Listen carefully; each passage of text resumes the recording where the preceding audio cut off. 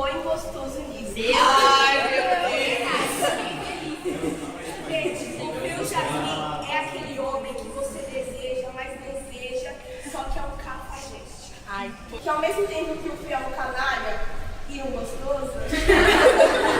Hoje vamos fazer um clube do livro, ou melhor, uma fofoca literária, e neles vamos trazer nossas experiências depois de ter lido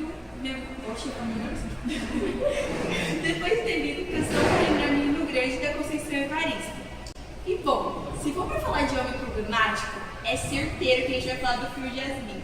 Ele é lindo, sedutor, carismático e a gente até imagina, meu Deus, que sorte da Pérola Maria, que é a esposa dele. Que sorte dela de conhecer um homem tão legal quanto ele. Mas quando a gente vai lendo a história, vai se aprofundando mais, a gente percebe que na verdade não é bem assim. A narrativa começa com a história de uma das mulheres que passou pela vida de Fio. Como a Tawane já disse, são diversas mulheres por diversas cidades, como ele é maquinista. E ao todo são 8 mulheres, 9 contando com a esposa da gente. A Conceição, que é a autora do livro, ela conta a história de uma maneira bem em tom de fofoca mesmo. Porque é daquelas histórias que a gente ouve por aí e fala, mentira. Não é verdade, não é verdade. E ao todo são 8, como eu já disse, contando com a Neide, a Angelina, a Aurora, a Dalva, a Dolores, a Antonieta, que mais? A Pérola Maria, que é a esposa dele, e a Juventina, que... Babado fortíssimo, gente. Então, a Conceição, ela traz um desabafo dessas mulheres. Uma delas, que é a Juventina, ela conta para a Conceição a história. E aí, tanto que a Conceição ela faz esse livro 2 vezes, porque ela diz que é muito difícil contar uma história quando você ouve. Porque você não sabe os pontos, como aconteceu. A leitura a gente entende como uma coisa que é para ser sentida, mas é meio difícil você entender os olhares, entender os toques, o sentimento, a energia do filme, por mais que ela tente mostrar. E ao todo, são esses personagens e no decorrer a gente vai falando um pouquinho sobre a trajetória do filme e desses momentos, né? Enfim, como a Duda falou, a Pérola Maria foi casada com o Fio Jasmin por 20 anos. Gente, vocês têm noção que é uma fofoca de 20 anos? É uma fofoca de 20 anos. Então, enquanto o Fio passava por todas essas cidades, engravidando mulheres, tá, gente? Porque não foi só ela que teve filho dele. Tem sentimento de um homem negro, porque a narrativa é toda passada em história de mulheres e homens negros, e dá pra perceber que, na verdade, ele não é só um galinha, e sim que ele também é um homem com sentimentos. Ele sente solidão, ele sente tristeza, ele só não sabe como expressar isso de uma forma mais certeira, assim. Então, no final disso, a gente pode compreender que ele é a vítima da história. Não, gente, mas isso não é isso que eu quero. O Fio, ele foi vítima de uma sociedade machista que impõe ao homem, principalmente aos homens negros, serem um homem forte, aquele homem que não passa por situações difíceis e vulneráveis. Então, no decorrer do livro, a Conceição tenta mostrar pra gente que ao mesmo tempo que o Fio é um canalha e um gostoso, ele pode ser retratado também como uma pessoa que tenta filtrar os sentimentos dela, machucando outras pessoas, que no caso são as mulheres. E, gente, é óbvio que dá pra perceber com isso que a Pimentel falou, que ele não queria somente enganar ela, assim que ele queria também aprender como amar e ser amado. Mas em menos de uma semana, Fio já estava bem e nem lembrava de Dalva. Até porque na época ele estava todo medicado, estava tomando remédio, então pra ele a Dalva foi ninguém. E ele voltou aos filhos. Só que a Dalva, gente, ela não era uma mulher qualquer. Dalva, desde criança, ela já queria ter um futuro melhor, queria vencer na vida. Então, com seus 10 anos, ela foi embora da roça. Ela nasceu na roça. Mas com 10 anos ela deixou a roça e foi morar numa cidade. Lá ela foi empregada, né?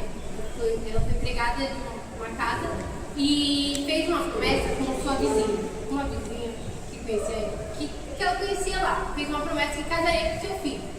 Lá ela casou, teve filhos, virou dona de casa. casa e ficou lá. Só que Dalva não queria isso pra vida dela. Ela não queria ser sustentada por um homem ou viver debaixo do teto de um homem. Ela queria mesmo ser dona do seu próprio nariz. Então logo ela pegou suas malas, pegou seus filhos e foi embora. Deixou o marido, deixou a vizinha dela lá e foi embora. Ai, meu Deus. É sério. E foi com a Eleonora. Tadinha. Essa história é real. Com certeza, né? Safadinhos. Gente, a Eleonora tava no bar, toda estendida, triste, na sua 7ª cervejinha. E ele vendo aquilo, né?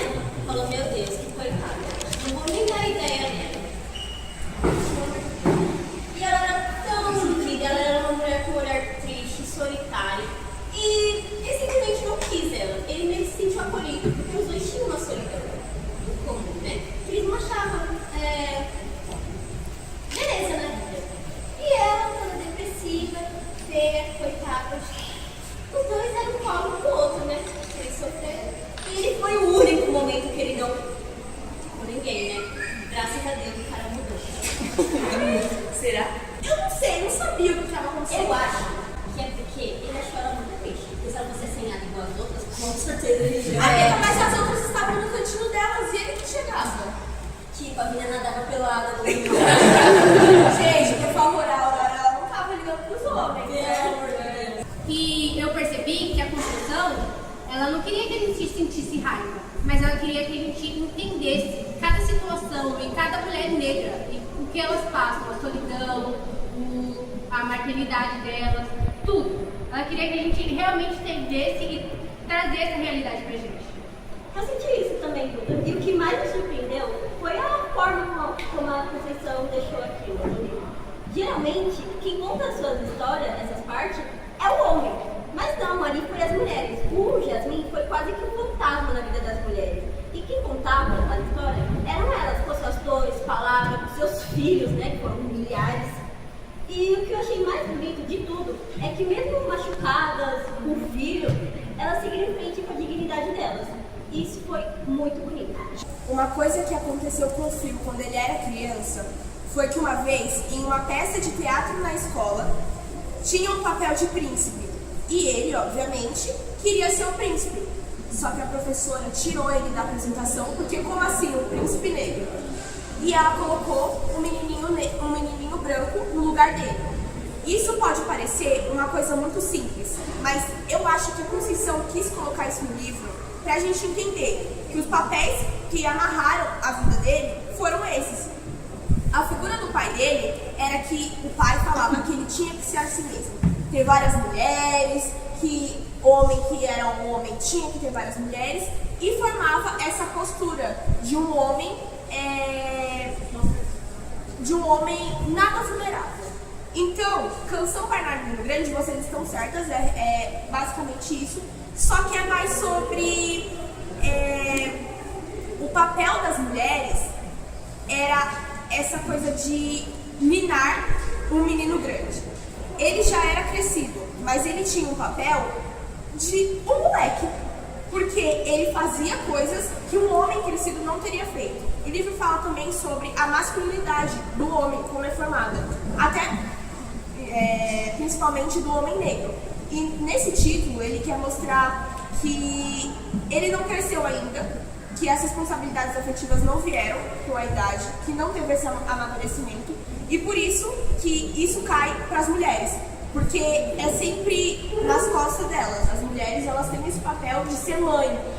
Talvez a Juventina não soube de outras mulheres, a gente nunca sabe se Phil já teve outras, mas é isso, gente, foi um babado. E eu quero saber se vocês gostaram da história.